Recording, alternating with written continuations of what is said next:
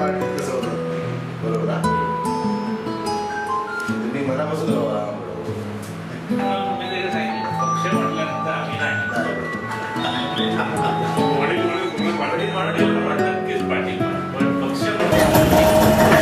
वातावरण आहे.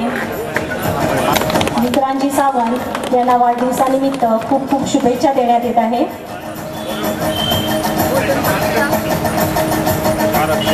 आम्ही सावंतवाडी शिवसेनातर्फे त्यांचे स्वागत करत आहोत.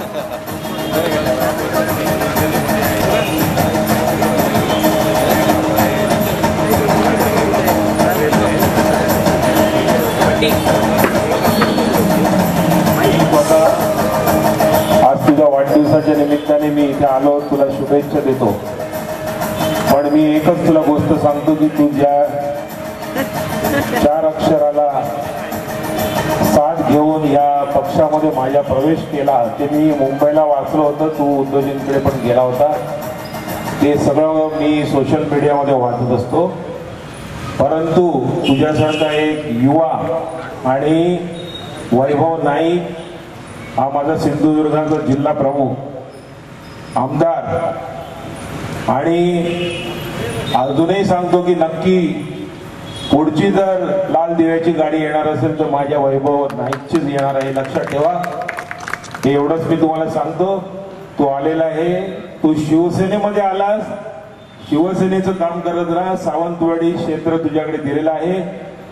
रुपेश आपण माझाच एक युवा नेता आहे, संपूर्ण तालुका त्याच्याकडे आहे. शबीरबाई आहे, तुम्ही सर्व शिवसैनिक आहात.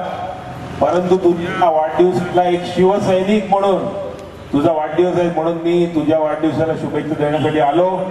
सर्व माझ्या शिवसैनिकांना माझा नमस्कार. आणि सदैव पुष्कराज कोले हे सिंधुदुर्गामध्ये असू दे किंवा महाराष्ट्रामध्ये असू दे, ते उद्योजकांबरोबर नेहमीच असतात. माझ्याकडे प्रबोधन ही जी संस्था आहे ती बाळासाहेबांनी सुरू केलेली गोरेगावची संस्था आहे. त्याचे संस्थापक सुभाष देसाई आहे आणि त्या संस्थेचं मी गेले 7 वर्ष उपाध्यक्ष आहे. शिवसेनेच्या मुंबईतली जी काही जबाबदारी आहेत ते मी पार पडत असतो. आणि सिंधुदुर्गामध्ये विनायक राऊत, अरुण दुधवरकर, सर्व शिवसैनिक आणि माझे जे मित्रमंडळी आहेत त्याच्यामध्ये आमचा संदीप टोपले पण असेल, सगळे जे मित्रमंडळी जे जुने शिवसैनिक आहेत त्या सर्व शिवसैनिकांबरोबर पुष्कराज कोले सदैव असणार आहेत. तुम्ही तुमचं कार्य करत राहा, मी तुमच्या पाठीशी एवढंच सांगतो. जय हिंद, जय महाराष्ट्र.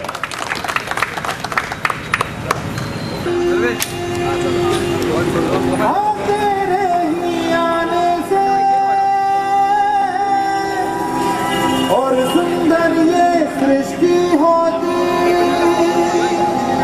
तेरे ही आने से हो रया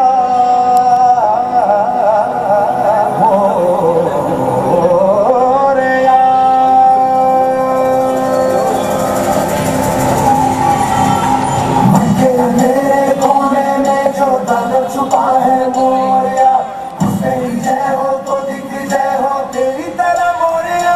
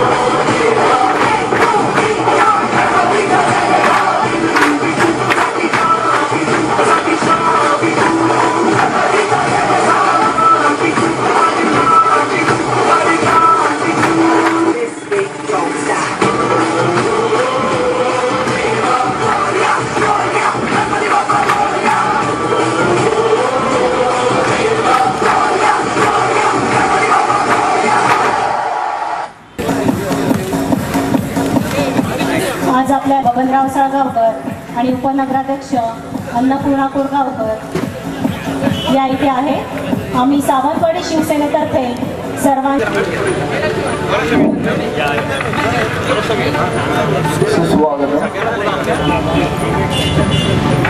अशा मोती तलावाकाठावरील आठविणी शाळेच्या पटांगणावर उपस्थित राहिलेलो आहोत. त्या प्रतिमेस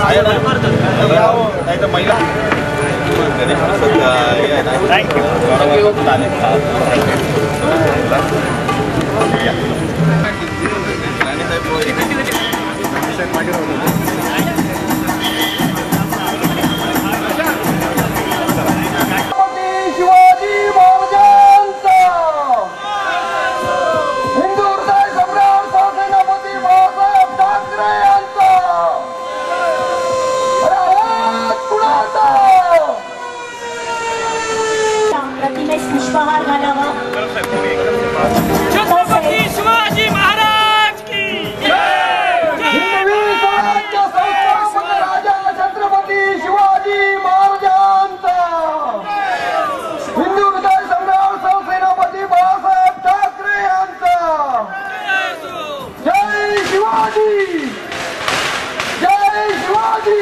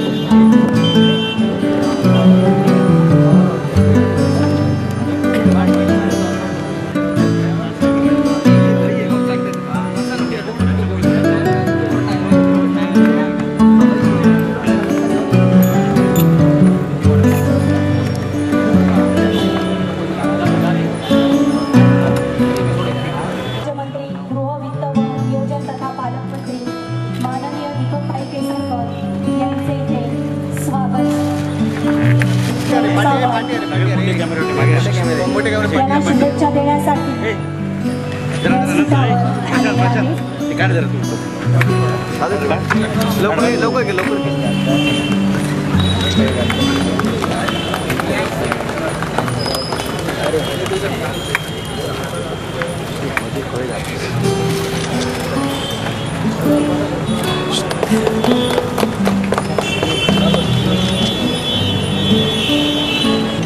सुस्वागतम. हिंदवी स्वराज्य संस्थापक राजा छत्रपती शिवाजी महाराजांचा, हिंदू हृदय सम्राट सरसेनापती बाळासाहेब ठाकरे यांचा, पक्षप्रमुख उद्धवसाहेब ठाकरे यांचा जय भवानी,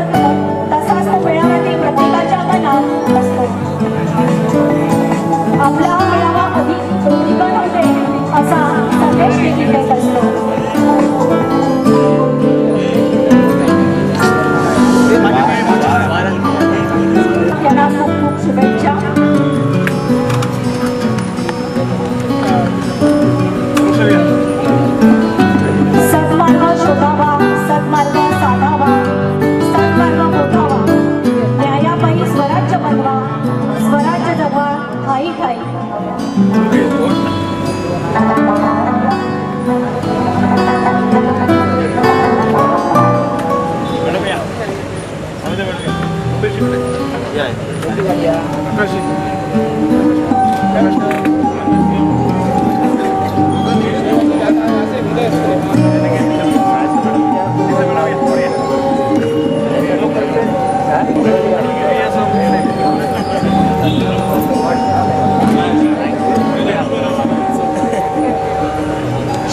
उत्कर्षाची सर तुम्ही करत राहावी, कधी वळून पाहता आमची शुभेच्छा स्मरावी. विक्रम साहेब तुमच्या इच्छा आकांक्षांचा वेणू गगनाला भिडते.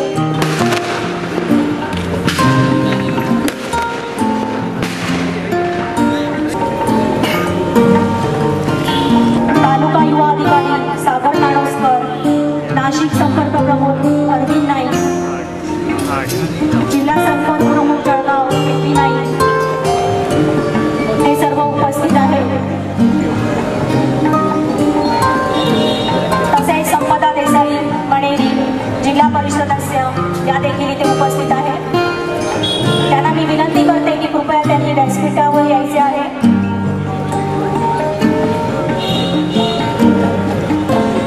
जे जिल्हा परिषद सदस्य आहेत त्यांनी कृपया व्यासपीठावर यायचं आहे.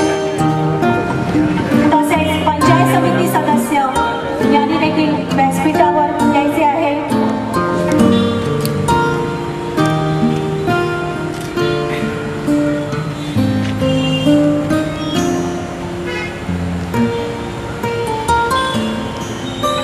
ओम शांती.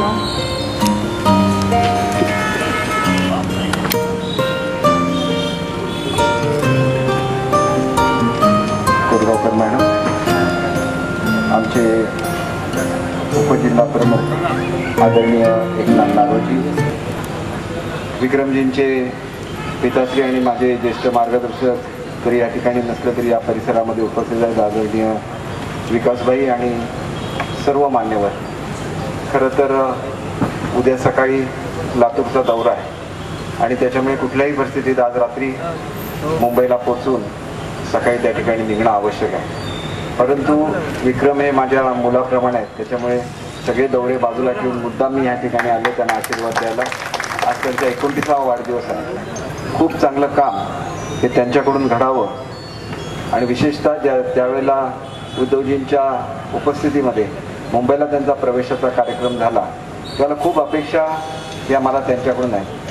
कारण कैलासवासी भाईसाहेब सावंत हे एक उत्साहाचं, लोकसमर्पणाचं एक आदर्श असं उदाहरण होतं.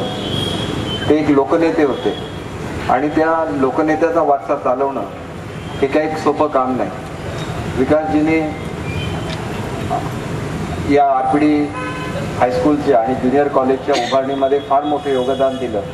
खरं तर या प्रशालेवर सुद्धा भाईसाहेबांचं खूप प्रेम होतं आणि त्यांच्या काळामध्येच काही काळ हे भाईसाहेबांनी या प्रशालेची सेवासुद्धा केलेली आहे आणि त्याच्यामुळेच पुढच्या काळामध्ये सिंधुदुर्ग जिल्ह्याचा विकास होत असताना विक्रांतजींसारखे चांगलं नेतृत्व त्यांनी लोकाभिमुख कामं केली पाहिजेत. आज सकाळी मी सिंधुदुर्ग जिल्ह्यातल्या सर्व शेतकऱ्यांची मीटिंग घेतलेली होती.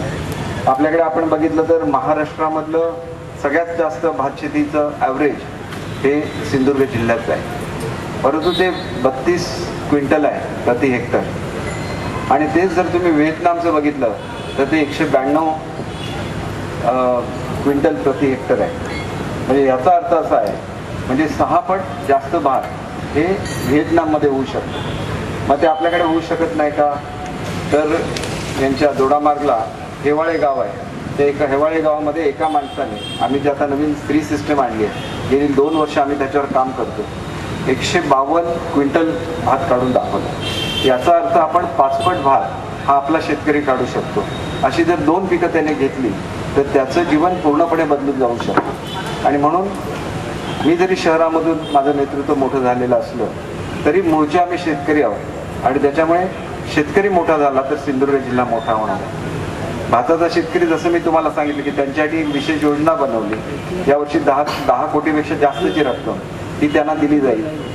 आजपर्यंत आपल्या महिला या खाली वाकून भात लावत होत्या, परत ते भात कापताना खाली वाकत होत्या, तण काढताना खाली वाकत होत्या. 3 वर्षानंतर अशी परिस्थिती होईल की आपल्या एकाही महिलेला भाताच्या शेतामध्ये खाली वाकायला लागणार नाही. पुढच्या काळामध्ये महिला सुद्धा यंत्र चालवताना आणि भाताची लागवड करताना तुम्हाला दिसतील, कारण त्यांची जबाबदारी सुद्धा तुमच्या आमच्यावर आहे.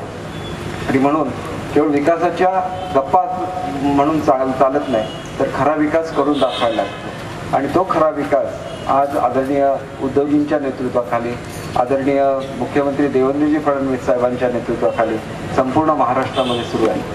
आणि अशा वेळेला हे सगळं होत असताना आपल्याला सर्वसामान्य लोकांकडे जायला लागेल.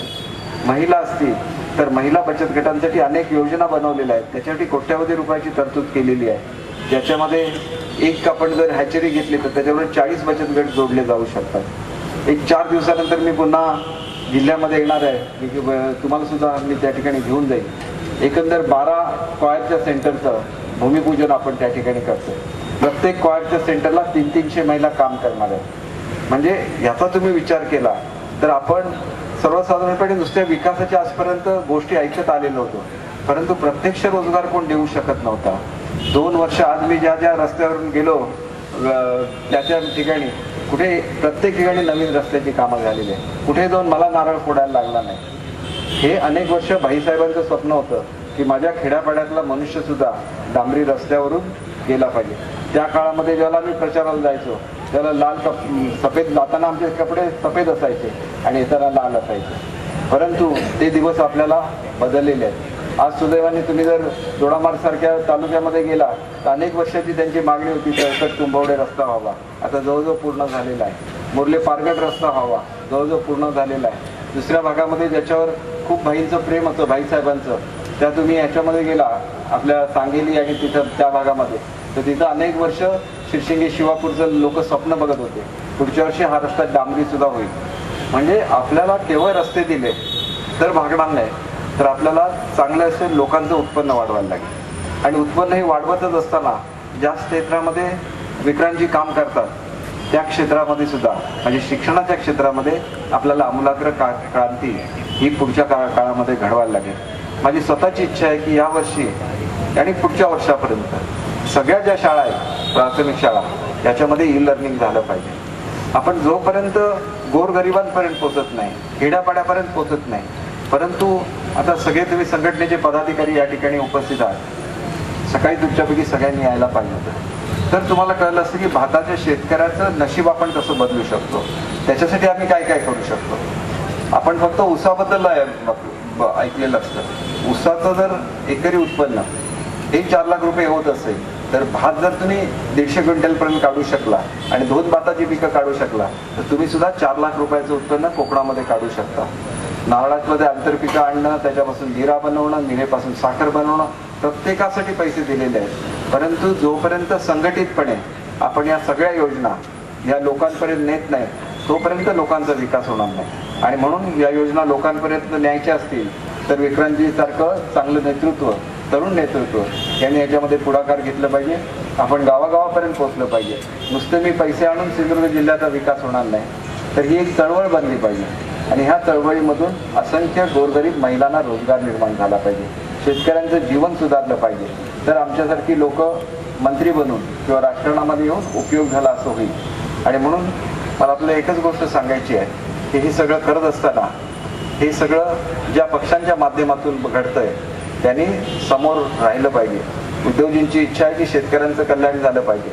प्रसंगी सत्ता गेली तरी चालेल, परंतु शेतकऱ्यांची कर्जमाफी झाली पाहिजे अशी भूमिका घेणारे मोजकेच नेते महाराष्ट्रामध्ये आहेत. आणि म्हणूनच त्यांचं आणि आदरणीय मुख्यमंत्री महोदयांचा नेहमी डायलॉग असतो. आणि माझी खात्री आहे की लवकरच महाराष्ट्रातल्या शेतकऱ्यांना सुद्धा न्याय या निमित्ताने मिळेल.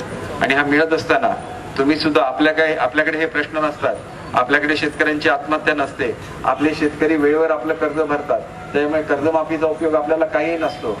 परंतु तो कर्जमाफी घेत नाही म्हणून त्या शेतकऱ्याला कधीच काय मिळता कामा नये ही भूमिका सुद्धा असता कामा नये. ज्याला आंब्यावर रोग आला त्याला 35 कोटी आतापर्यंतची सगळ्यात जास्त रक्कम ही आंब्याच्या उत्पादकांना देण्यात आली. परंतु हे आपण करत असतो, परंतु हे लोकांपर्यंत पोहोचत नसतं. आणि म्हणून युवा शक्तीचं काम काय आहे की आपल्याला लोकांपर्यंत गेलं पाहिजे. लोकांना सांगितलं पाहिजे की कालपर्यंत तुमचे रस्ते कसे होते, आज तुमचे रस्ते कसे आहेत. कालपर्यंत तुमचे सगळे पाटबंधाऱ्याचे प्रकल्प अपूर्ण होते, आज आपण मोठे तिन्ही प्रकल्प सिंधुदुर्ग जिल्ह्यातले पूर्ण करतोय.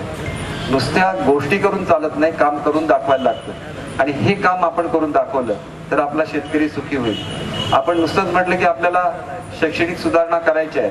आज या शहरासाठी IAS ट्रेनिंग सेंटर, MPSCचं ट्रेनिंग सेंटर मी दिलेलं आहे. जोपर्यंत ते सेंटर सुरू होत नाही तोपर्यंत आपण असं म्हणू शकत नाही की आपण हे सेंटर दिलं म्हणून. कारण नुसत्या इमारती उभं राहणं म्हणजे मुलांना शिक्षण मिळणं नाही असं नाही. तर त्या ठिकाणी शिक्षण सुद्धा सुरू झालं पाहिजे. म्हणून तुमच्यासारखे जे युवक असतील, या युवकांनी डोळ्यात तेल घालून बघितलं पाहिजे की अधिकारी काम करतायत की नाही, आपण आणलेल्या योजना लोकांपर्यंत पोहोचतात की नाही, लोकांना शिक्षण मिळतं की नाही. आणि त्याला खऱ्या अर्थाने तुम्ही जर हे काम पुण्याचं करू शकला तर तुमच्या आजोबांचं जे स्वप्न होतं, पहिला सुद्धा भाईसाहेबांचं जे स्वप्न होतं की एक सुदृढ असा सिंधुदुर्ग जिल्हा उभा राहायला पाहिजे. आपल्याला पर कॅपिटा इन्कम आज आपलं 1,45,000 आहे. येत्या 4 वर्षामध्ये आपल्याला ते 2,90,000 म्हणून न्यायचं. हे करायचं असेल तर दिवस रात्र कष्ट करायला लागतील. आता सुद्धा मी पर्यटनाच्या शिरोडाला जाऊन आलो, तिथं वेळाघरला जाऊन आलो. अनेक वर्ष टुरिझमचे प्रोजेक्ट अर्धवट पडलेले होते. आमचे उपजिल्हा प्रमुख त्या ठिकाणी होते. लोकांमध्ये आता एक अशी भावना झालेली आहे की आता काहीतरी होणार आहे. आणि हे होत असताना स्थानिक मनुष्य असेल त्याला त्याचं प्रशिक्षण मिळालं पाहिजे. त्या ठिकाणी पर्यटन येत असताना स्थानिक मनुष्य त्याच्यामध्ये सहभागी झाला पाहिजे. ज्या ज्या ठिकाणी खाड्या आहेत त्या ठिकाणी आपण एअर कंडिशन बोट देतोय 25 सीटर, परंतु तो चालवणारा सुद्धा हा सर्वसामान्य मनुष्य पाहिजे. समुद्राच्या किनाऱ्यावर ज्यांची घरं आहेत त्यांना आपण 10-10 कॉटेजेस देतोय. त्यांनी त्या चालवाव्या, त्याच्यातून ते मोठे व्हावे, त्याच्यातून ते उद्योजक व्हावे. परंतु लोकांना माहिती नसतं की हे सगळं कोण करतंय. आज मी सकाळी कृषी सखी नावाचं आमचं कॅडर उभं केलेलं आहे. वर्ल्ड बँकच्या थ्रू ती वर्ल्ड बँकची मी स्कीम आणली, त्याच्यातून उभं राहिलेलं आहे. त्यांना माहिती सुद्धा नाही की आपल्याला हा पगार मिळतो, हा पगार कुठून येतो, ही स्कीम कोणी आणलेली आहे, त्याच्यातून आपण लोकांचं कसं कल्याण करू शकतो. आणि म्हणून सच्चा जो कार्यकर्ता असतो त्यांनी या सगळ्यांना कामाला लावलं पाहिजे. उद्याच्या काळामध्ये केवळ महिलांनी शेती केलीच पाहिजे, शेतीला मार्गदर्शन केलं पाहिजे. उद्या जर त्या ठिकाणी आपल्याला बकरीचं पालन करायचं असेल, गोटरी करायची असेल, पोल्ट्री करायची असेल, डेअरी करायची असेल, उद्या फिशिंग मध्ये आपल्याला स्क्रॅप फिशिंग करायचं आहे, या सगळ्यामध्ये हे सगळं करत असताना तुमची युवा शक्ती ही कामाला लागली पाहिजे. आणि ती युवा शक्ती ज्याला कामाला लागेल त्याला खऱ्या अर्थाने एक सुंदर असा सिंधुदुर्ग उभा राहील. आणि त्या युवा शक्तीला दिशा देण्याच्या दृष्टीने अतिशय चांगल्या अशा एका युवकाला आम्ही या ठिकाणी तुमचं नेतृत्व करण्यासाठी युवकांचं दिलेलं आहे. तर तुम्ही आज जनसेवेला समर्पित झालं पाहिजे आणि जनसेवेला समर्पित होऊन या जिल्ह्याचा विकास करून दाखवला पाहिजे. आणि हा विकास आपण करून दाखवू शकलो तर खऱ्या अर्थाने भाईसाहेब सावंतांचं असलेलं स्वप्न आपल्या या शहराला, आपल्या तालुक्याला, आपल्या जिल्ह्याला असलेला बापूसाहेब महाराजांचा वारसा, शिवरामराजे भोसलेंचा वारसा आणि त्यांनी आपल्याला दिलेली शिकवण ही खऱ्या अर्थाने आपण पूर्ण करू शकू. आणि म्हणून आज जे तरुण विक्रांतजी आपल्याबरोबर आहेत त्यांना एक दिशा देण्याचं काम आपल्या हातून घडो अशी मी ईश्वरचरणी प्रार्थना करतो. आणि हे सगळं करत असताना तुम्ही जसं या शिक्षण क्षेत्रामध्ये लक्ष घालता तसं मॅडम थोडंसं आता तुमच्याकडे बाजूने ते सगळे हे लावलेले आहेत खेळणी, तर तुम्ही एक काम मला असं करून द्या की त्या खेळण्यामधली सगळ्यात चांगली खेळणी कुठली मुलांना आवडतं ते तुम्ही मला सांगा. ती 1 कोटीची असून दे, 2 कोटीची असून दे, 3 कोटीची असून दे, सगळ्याची सगळी खेळणी परमनंटली त्या उद्यानामध्ये बसून दिली जातील असं मी आपल्याला गॅरंटी देतो.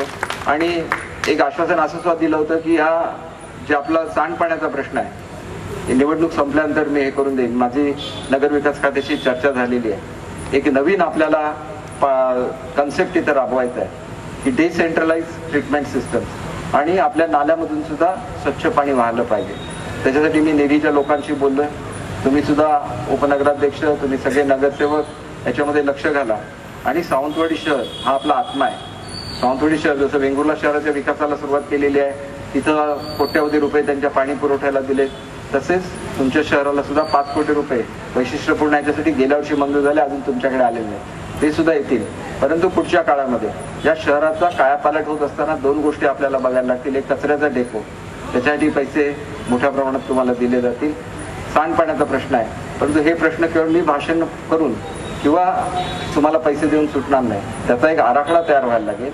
तुम्ही सगळे नगरसेवक, नगराध्यक्ष, उपनगराध्यक्ष एकत्र बसा. पुढच्या आठवड्यात मी त्याच्यासाठी तुम्हाला वेळ देईन आणि हे सगळ्या लोकांना बरोबर घेऊन जाण्याचं तुमची जबाबदारी आहे. भाजप आणि सेनेचं एकत्र राज्य आहे हे सगळेजण तुम्ही लक्षात ठेवा. येत्या ग्रामपंचायतीमध्ये दोघं एकत्र काम करताना मला दिसावेत अशी माझी अपेक्षा आहे. नाहीतर आपली एवढी मोठी मेजॉरिटी आहे आणि तिथं कोणतरी निवडून येणार असं चित्र याच्यामुळे सिंधुदुर्ग जिल्ह्यामध्ये होता कामा नये. ही सगळी तुमच्या तरुण मंडळींची जबाबदारी आहे, ती तुम्ही पार पाडून दाखवाल अशी मी अपेक्षा करतो. आदरणीय खासदार साहेब सुद्धा या ठिकाणी आशीर्वाद द्यायला येणार होते, परंतु काही अडचणीमुळे ते येऊ शकलेले नाहीत.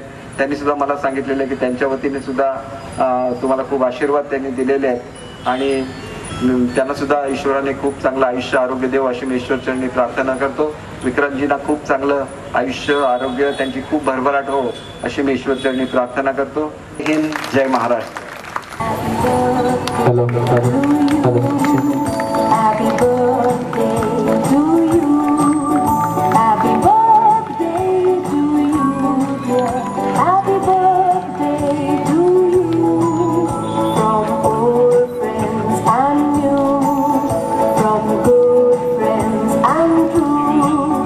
May with you and happiness too.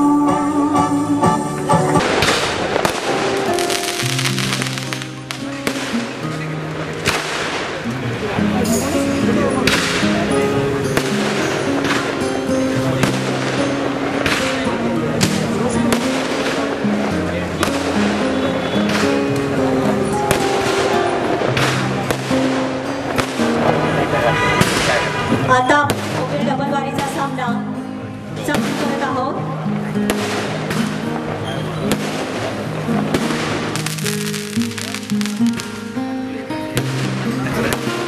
आज आपल्याला डबलवारी सामन्यासाठी बुवा विनोद चव्हाण आणि बुवा वैभव सावंत लाभले आहेत.